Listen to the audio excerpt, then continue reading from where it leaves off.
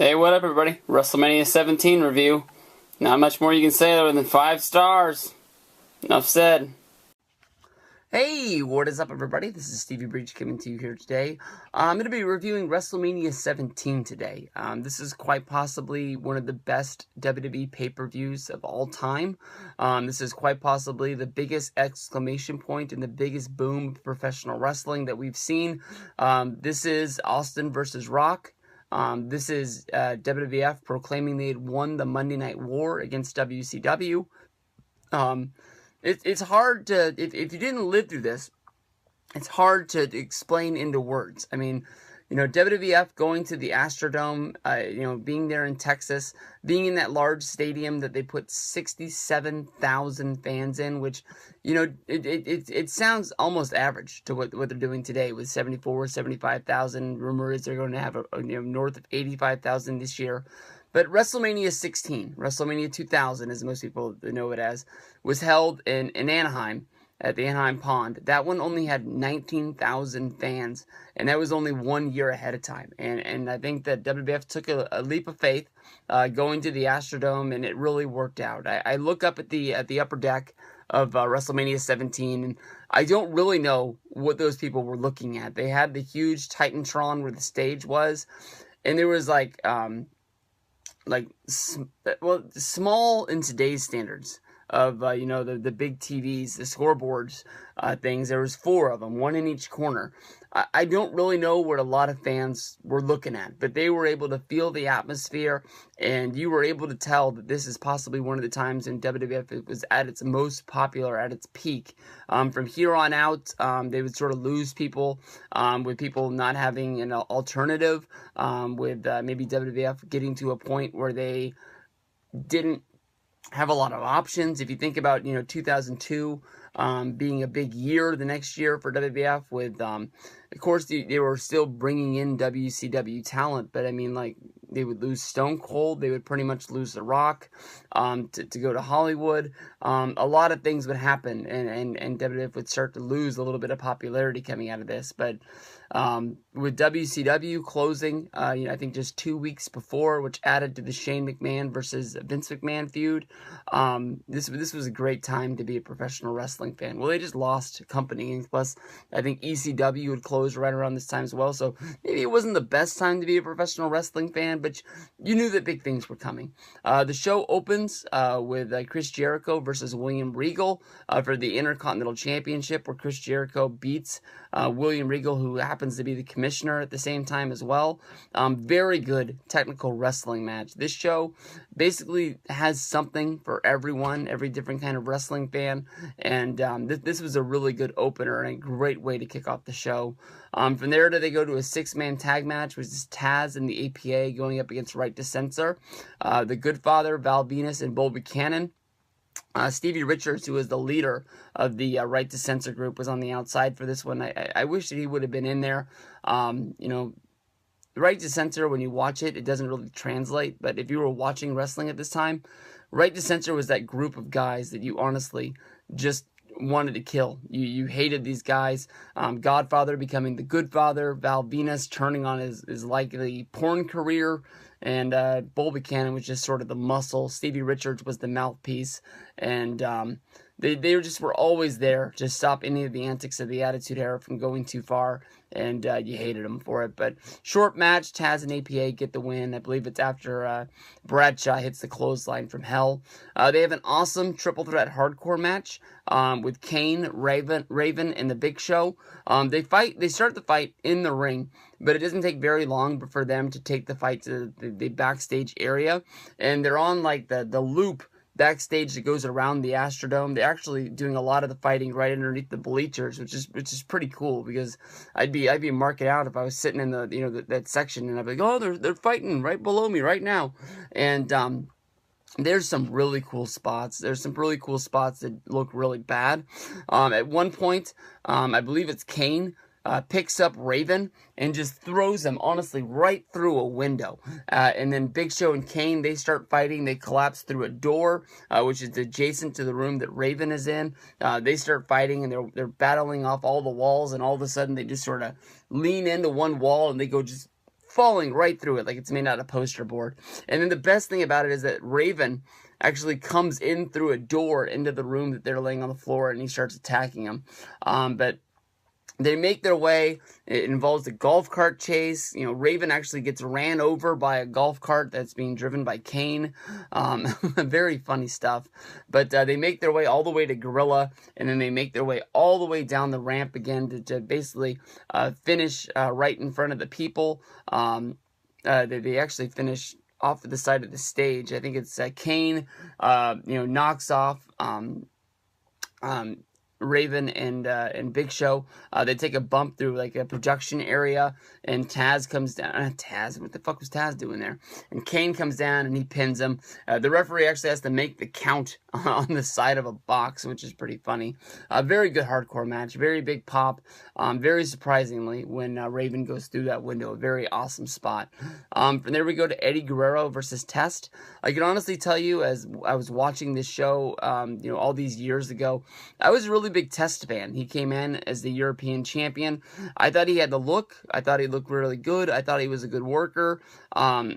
I really liked the character. I really liked the story of him, getting close with Stephanie and then being, screwed out of the marriage by Triple H, and then basically Stephanie turning on him. And I liked him until the part of the Invasion. When the Invasion, he would turn heel and he would join WCW, and he was fighting on the same side as Triple H and Stephanie, and that never really made sense to me. If somebody steals your fiance and marries her on your wedding day, and that's somebody you never forgive, and you make sure you're never fighting on their side. But in this match, Dean Malenko makes his way down in his Hawaiian shirt and, basically helps Eddie Guerrero steal the match, who already has Perry Saturn down there at his side.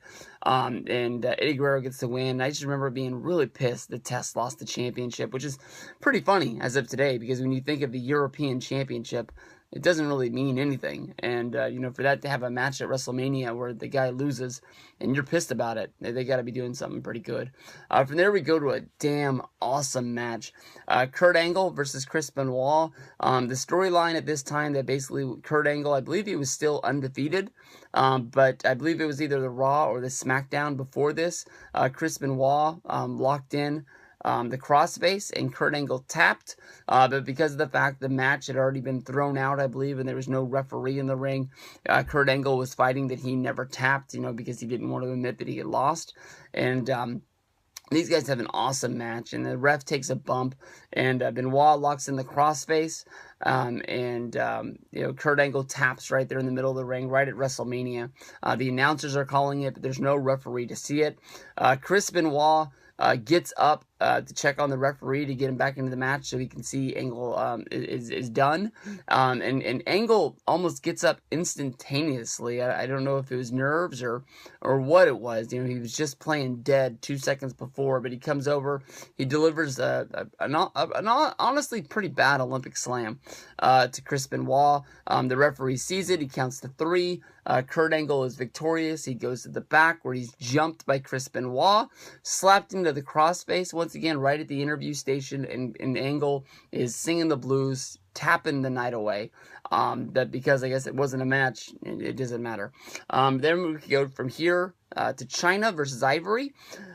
I'll tell you this, and this is pretty out there. This is probably the best China has ever looked. And China didn't last long in the company after this. I remember she honestly left WWF over a contract dispute, and she left because she thought she was going to make a movie. She thought she was going into the world of Hollywood. The rumor is that she was going to play Wonder Woman.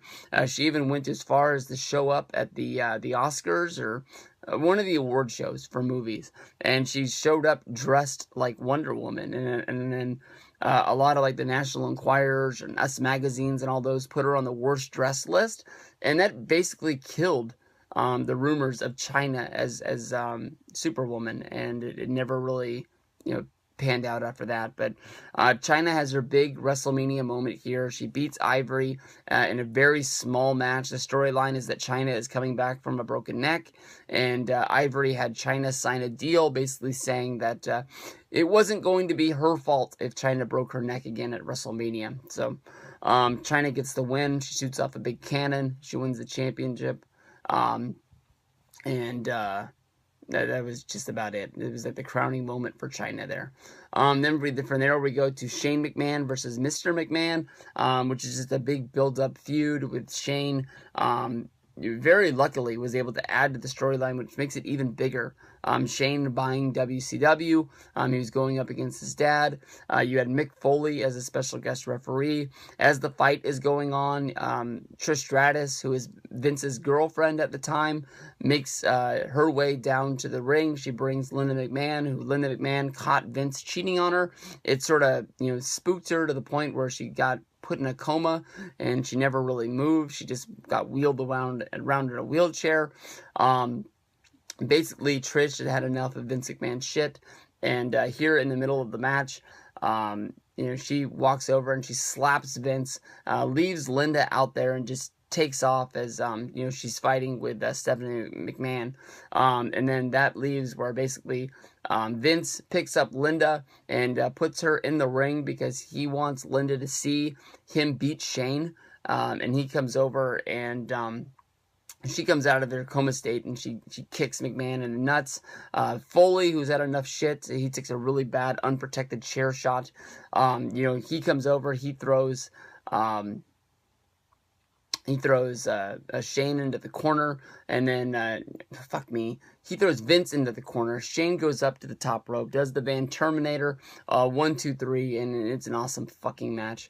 From there, we go to the tables, ladders, chairs match from Edge and Christian, the Dudleys, and the Hardys. There's not much to say about this other than these guys went out there and they stole the show. Awesome fucking match. Honestly, watching this back, I get all of their matches confused. I get the WrestleMania 16 match, the Triangle Ladder match, I get the TLC 2 from SummerSlam. So it's almost like a fresh thing in seeing this match, but at the same time, I'm looking for spots that don't even happen because they happen in other matches.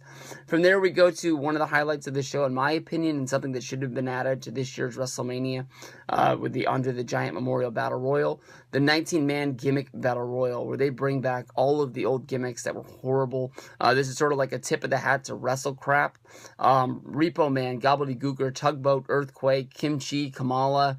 When it comes down to it, Iron Sheik gets the win, and he probably got the win because the guy can barely move. He spends most of the match just hanging out in the corner all by himself, but he gets the win, and then Sergeant Slaughter gets back into the ring, putting on the Cobra Clutch and chokes him out. So it's, in the end, Sheik gets the win, but Slaughter gets the moment.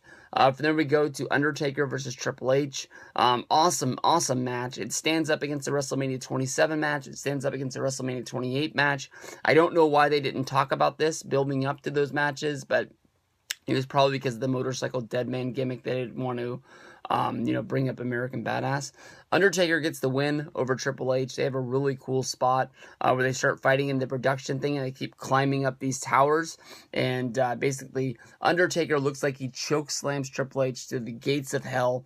And then they have one bad camera shot that makes it look like the Triple H spot was only like being dropped about 2 feet. If they wouldn't have showed that shot, it'd probably be one of the biggest spots of all time.